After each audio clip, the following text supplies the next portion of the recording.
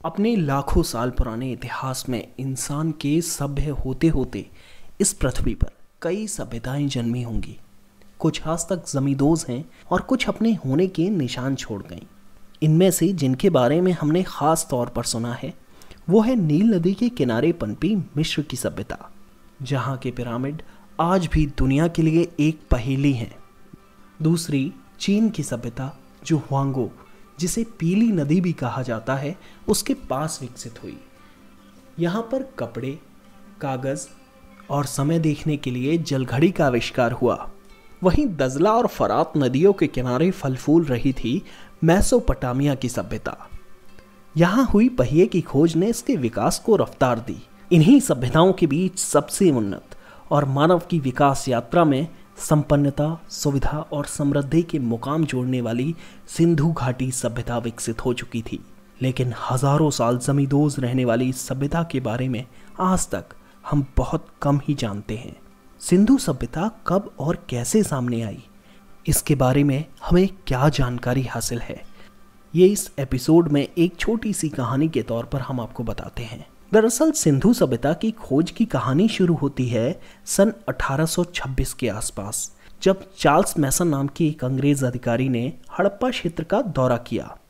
तब पहली बार narrative of various journeys in Baluchistan, Punjab and Afghanistan नाम की एक पत्रिका में उन्होंने अनुमान जाहिर किया कि इस क्षेत्र में प्राचीन अवशेष हैं, लेकिन सिंधु सभ्यता के बारे में ठीक से पता नहीं लग सका। इसके बाद जब भारत में रेलवे आई तो 1856 में कराची और लाहौर के बीच रेल लाइन बिछाने के दौरान बर्टन नाम के दो भाइयों को यहाँ कुछ पुरानी ईंटें मिली, लेकिन इन्होंने भी इसे दरकिनार कर इसकी ईंटें रेलवे लाइन के काम में इस्तेमाल कर लीं।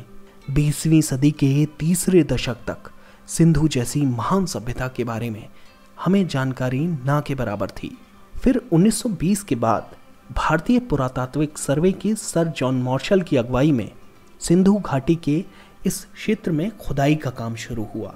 दयाराम साहनी की टीम ने हड़प्पा और राखलदास बनर्जी के नेतृत्व में मोहनजोदड़ो की खुदाई शुरू हुई और इस तरह बाहर आए भारत के इतिहास को नए सिरे से लिखने के लिए मजबूर कर देने वाले अवशेष। हालांकि इस कांस्ययुगीन सभ्यता के निशान मिलने के बाद जो उस दौर में एक मुश्किल काम रहा कि इस सभ्यता के बारे में सटीक जानकारी। इसे सिंधु नदी के आसपास मिलने की वजह से सिंधु घाटी सभ्यता और पहली खोज हड़प्पा होने की वजह से हड़प्पा सभ्यता भी कहा गया। सिंधु सभ्यता के काल को लेकर कई इतिहासकारों के अपने अलग अलग मत रहे, लेकिन कार्बन डेटिंग जब हुई तो ये निष्कर्ष निकला कि इस सभ्यता का काल 2500 से 1700 बीसी तक रहा होगा। हालांकि 2016 में एक अध्ययन और कुछ इतिहासकारों के मुताबिक ये सभ्यता करीब 8000 साल यानी सबसे पुरानी है। लेकिन मुश्किल केवल इसके समय को लेकर नहीं थी, एक और सबसे बड़ी जद्दोजहद है कि इसकी उत्पत्ति और पतन कैसे हुआ ये पता लगाना। ये सवाल आज तक अनसुलझे हैं। ज़्यादातर विदेशी सर जॉन मार्शल और व्हीलर जैसे इतिहासकारों ने इस सभ्यता के निर्माता मेसोपोटामिया के सुमेरियन लोगों को माना। इस सभ्यता पर और ज़्यादा शोध और खुदाई होने के बाद पता चला कि इसका क्षेत्र मेसोपोटामिया और नील नदी दोनों की सभ्यताओं को मिलाकर भी करीब 12 गुना बड़ा है। सिंधु सभ्यता के अवशेष पश्चिम में सुतकोंगेडोर, जो हड़प्पा और बेबीलोन के बीच व्यापार का केंद्र बिंदु था, वहां तक मिले। उत्तर में मादा जम्मू कश्मीर, दक्षिण में दायमाबाद अहमदनगर महाराष्ट्र और पूर्व में आलमगीर उत्तर प्रदेश तक मिल चुके हैं।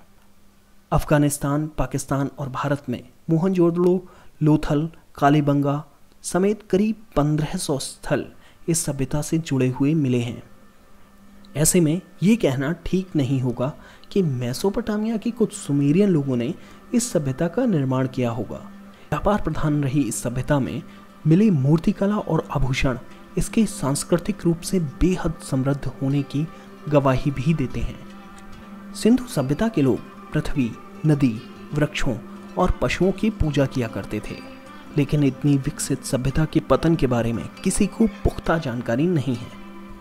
एक सिद्धांत ये कहता है कि इंडो यूरोपियन जनजाति आर्यों ने सिंधु घाटी सभ्यता पर आक्रमण कर दिया और उसे हरा दिया। हालांकि अब ज़्यादातर लोग इसे गलत मानते हैं। इसके अलावा अकाल, जलवायु में आया बदलाव या फिर व्यापारिक पतन भी इस सभ्यता के लुप्त होने का कारण हो सकता है। कुछ इतिहासकार ये भी मानते हैं कि लगभग 1900 BC में सरस्वती नदी के सूख जाने के बाद इस सभ्यता का पतन हुआ। लेकिन इतनी बड़ी आबादी, इतने बड़े बड़े शहर सिर्फ इन वजहों से खत्म हो गए, ये यकीन कर पाना थोड़ा मुश्किल है। कुछ सबसे बड़ी बातें जो हमें इस सभ्यता के बारे में याद रखनी चाहिए। ये दुनिया की सबसे बड़ी पहली सभ्यता थी। यहाँ की नगर योजना यानी शहरों की बनावट बेजोड़ थी। दुनिया की दूसरी सभ्यताओं से समुद्र के जरिए व्यापार होता था, लेकिन आज तक यहाँ की भाषा को कोई नहीं पढ़ पाया है। अभी तक सिंधु घाटी सभ्यता पर बहुत शोध किया जाना बाकी है, जिससे कि इसकी और परतें खुलकर सामने आ सकें और अंदाजे से निकलकर लोग सटीक आकलन तक पहुंच सकें। हालांकि सिंधु सभ्यता के अवशेषों में मिली पशुपतिनाथ महादेव की सील, स्वास्तिक के चिन्ह और देवी की मूर्ति काफ़ी हद तक बयां करते हैं कि उनकी सांस्कृतिक विरासत अभी भी भारत में मौजूद है। इस वीडियो में इतना ही। अगली कड़ी में आपको दिखाएंगे सिंधु सभ्यता के काल के बाद मानी जाने वाली वैदिक सभ्यता के बारे में। अगर आपको ये जानकारी पसंद आई हो तो लाइक ज़रूर करें, साथ ही चैनल को सब्सक्राइब करें और अपने दोस्तों में इस वीडियो को शेयर करें। अगली वीडियो को देखने के लिए बेल आइकॉन पर क्लिक ज़रूर करें। ऐसी ही दिलचस्प जानकारियाँ पढ़ने के लिए आप हमारी वेबसाइट yourrundown.com पर भी जा सकते हैं।